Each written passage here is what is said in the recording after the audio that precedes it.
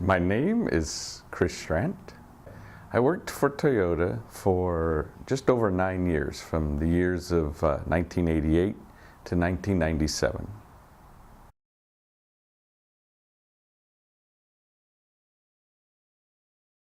I worked at the Georgetown, Kentucky assembly plant.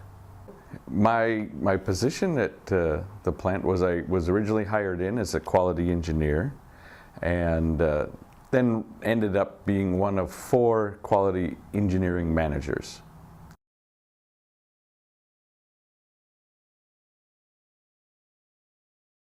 My favorite lean tool, or TPS tool, that's probably, of all the questions, the most difficult because there's so many, right? I mean, again, the elimination of waste is what it's all about. So if you consider the tool of recognizing what are the wastes of a process, that's very powerful. But then using the value stream mapping tool to uncover those wastes. Once you uncover them, then the tools of built-in quality, of course, quality being my background is one of my favorites, but then also standardization. Extremely powerful in solving the problems that you uncover with the value stream mapping.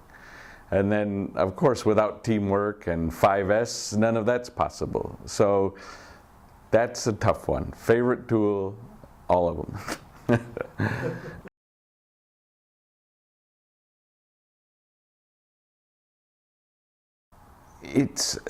The answer to this one, how does Toyota implement the idea of continuous improvement? And there's 3 other questions. How about 5S? And how about, at Toyota, I don't ever recall thinking about them as a tool. It's how we did the work.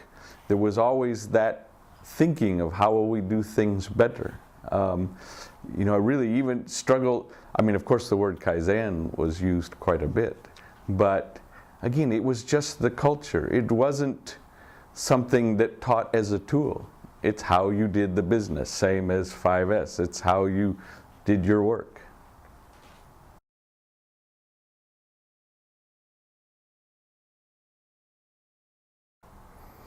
I would say, the idea of respect for people, the concept of respect for people, is most evident in the fact that everyone is empowered. Everyone's opinion matters. Everyone is expected to participate in continuous improvement, in doing their own job. How can I do my job better? You were always treated well. Fujitsu Cho, who is now the current, or was the CEO of Global Toyota, was our first plant manager there. And he would hold the door open for an hourly worker the same as he would for anyone else. I mean, it was just tremendous amount of respect for each other. And then again, you were not only empowered but expected to participate in the process of continuous improvement.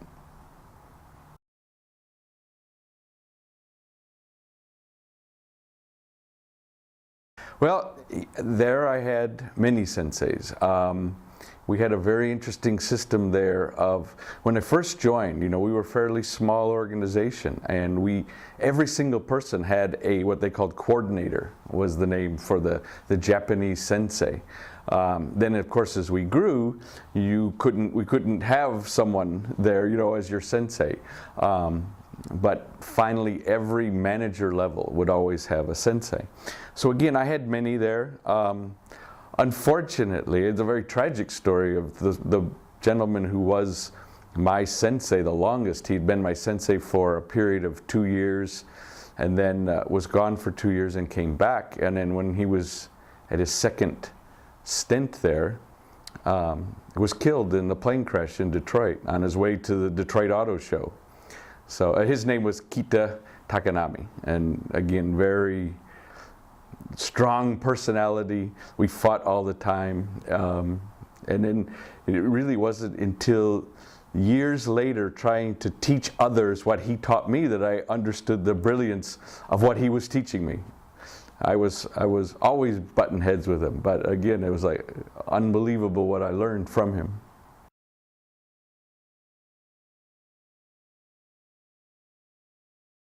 I mean, again, it was a lot about discipline. I learned everything about the A3 and problem solving from him.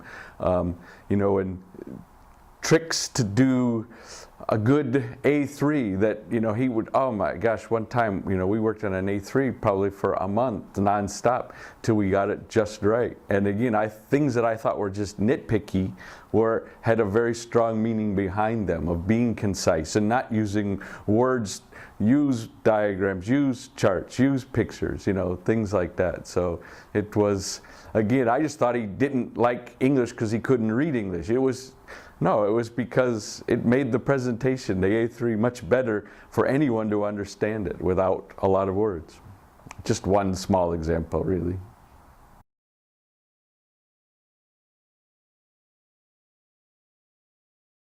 I would say this, technology is secondary at Toyota. And that recently I read or saw an article that'll express this much better than I do.